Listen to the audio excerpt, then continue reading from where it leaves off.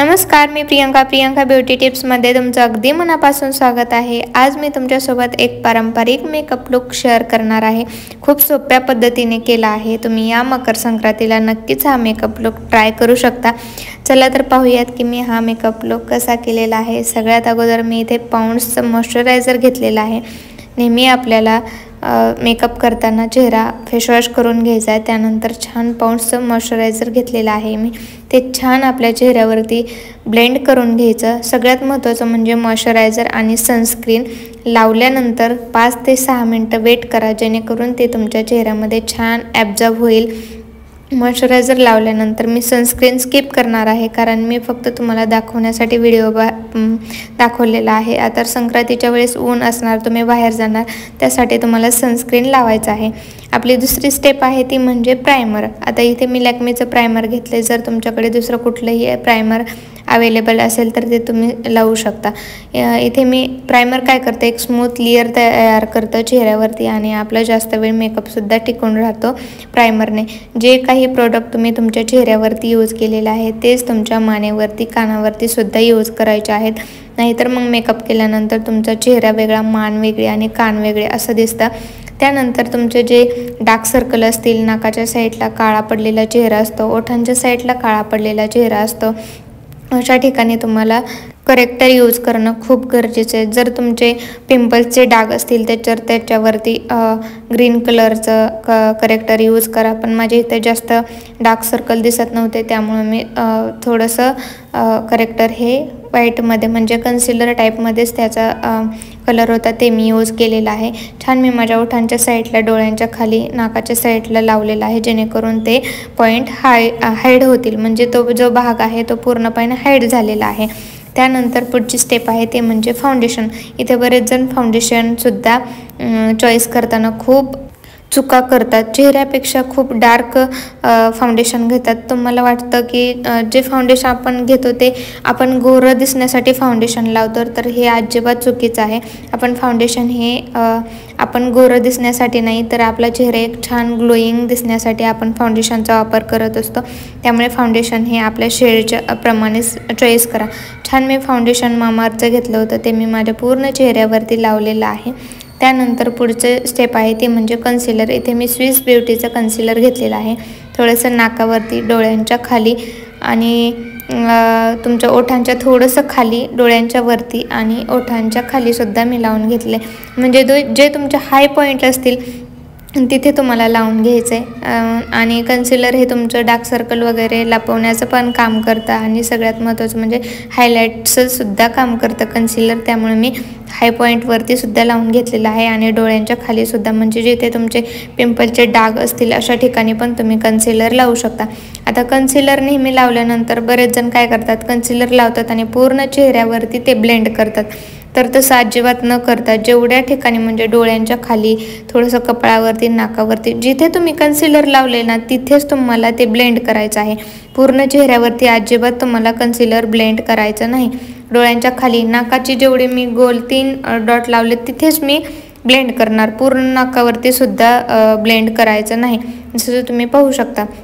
त्यानंतर तुम्हाला आता तुमचं जे फाउंडेशन आहे ते जे काही तुम्ही लावले, फाउंडेशन असेल, बेबी क्रीम असेल, ते तुम्हाला सेट करण्यासाठी लूज पावडर किंवा मग कॉम्पॅक्ट पावडर या दोन्हीपैकी तुम्हाला कुठलंही एक यूज करायचे। जास्त पण कॉम्पॅक्ट यूज नाही करायची। जर तुम्ही जास्त कॉम्पॅक्ट पावडर किंवा लूज पावडर यूज केली तर तुमचा चेहरा किंवा तुमचं फाउंडेशन हे केकी दिसतं। त्यामुळे एकदम नॉर्मल, फक्त आपल्याला त्याला सेट करायचं आहे, पूर्ण जास्त थर नाही लावायचं आहे। त्यामुळं पूर्ण गळ्याला वगैरे, छान कानाला तुमचं जे कॉम्पॅक्ट आहे ते लावून घ्या। त्यानंतर पुढची स्टेप आहे, जर तुम्हाला कंटोरिंग येत असेल तर तुम्ही कंटोरिंग करा। कंटोरिंग करणं पण खूप सोपं आहे।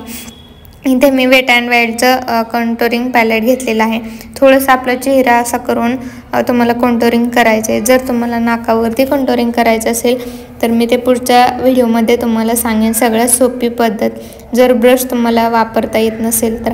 आता तुम्ही पाहू शकता इथे मी गालाला थोडंसं कंटोरिंग केलेलं आहे। तुमचं नाक जर मोठं असेल तर नाकावरती नक्की कंटोरिंग करा, तुमचं नाक खूप शेपमध्ये दिसतं। जर वाकडं असेल किंवा मोठं असेल तर तुम्ही पाहू शकता मी कंटोरिंग केल्यानंतर नाक किती एकदम सरळ दिसते। ॲब्रो फिल करण्यासाठी मी इनसाइडचं पॅलेट घेतलेलं आहे, त्याच्यामधला मी डार्क ब्राऊन कलर घेतलेला आहे. नेहमी डार्क ब्राऊन कलरच यूज करा जर तुमच्या ॲब्रो तुम्हाला फिल करायचे असतील तर. जर तुम्ही ब्लॅक कलर यूज केला तर तुमच्या ॲब्रो ह्या पूर्णपणे अशा आर्टिफिशियल दिसतात. त्याच्यापेक्षा तुम्हाला जर नॅचरल लुक पाहिजे असेल तर तुम्ही डार्क ब्राऊन कलरच यूज करा. मी नेहमी डार्क ब्राऊनच कलर यूज करते, ब्लॅक कलर अजिबात यूज करत नाही. जर तुम्हाला एकदम हाय मेकअप म्हणजे हाय कव्हरेज आणि असा रात्रीचा मेकअप असेल तरच कदाचित तुम्ही ब्लॅक कलर यूज करा, अन्यथा ब्लॅक कलर अजिबात यूज नका करू. त्यानंतर मी करणार आहे छान, तुम्ही पाहू शकता आता या ॲब्रोमध्ये आणि दुसऱ्या ॲब्रोमध्ये किती फरक दिसतोय.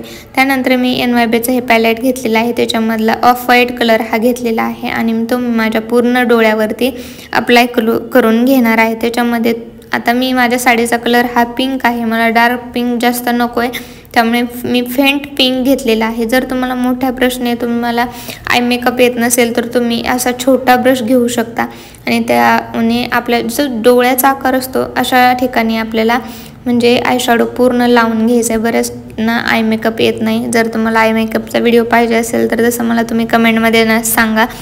त्यानंतर मी काय केलेलं आहे, जो ग्लिटरमध्ये व्हाईट कलर असतो आय शॅडोमध्ये तो घेऊन मी माझ्या ॲब्रोच्या खाली लावला आहे. असं केल्याने काय होतं की आपले डोळे खूप मोठे दिसतात आणि तो उठावदार दिसतात, ॲट्रॅक्टिव्ह दिसतात.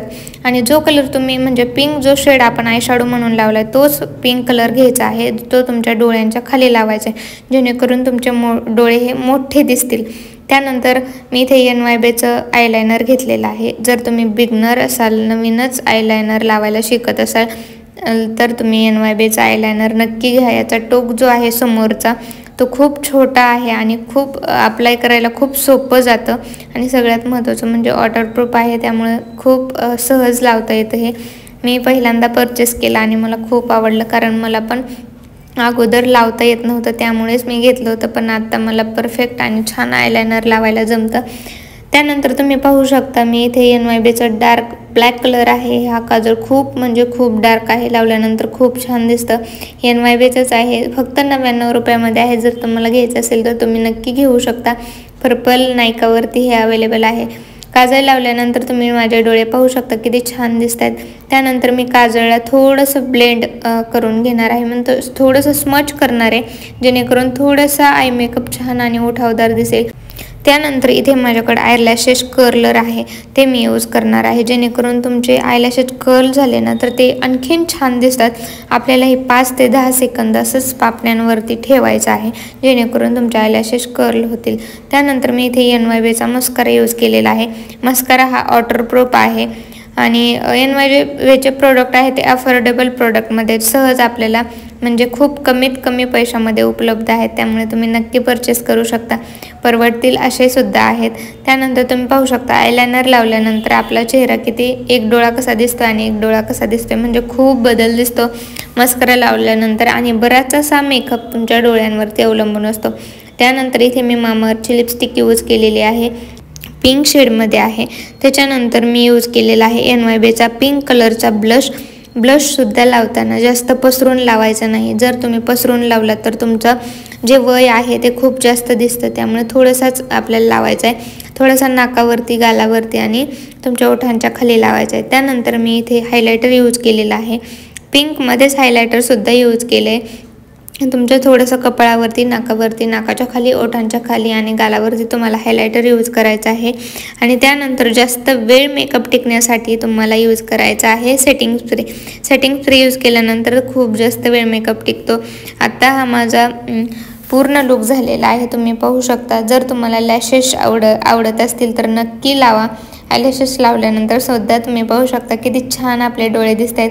हा माझा पूर्ण लुक झालेला आहे आणि खूप सोपा कमीत कमी वेळात मी हा मेकअप लुक केलेला आहे. जर तुम्हाला आवडला असेल तर नक्की लाईक, शेअर, सबस्क्राईब करायला विसरू नका. जर याच्यामध्ये तुम्हाला काही शिकण्यासारखं भेटलं असेल तर नक्की लाईक करा आणि शेअर देखील करा.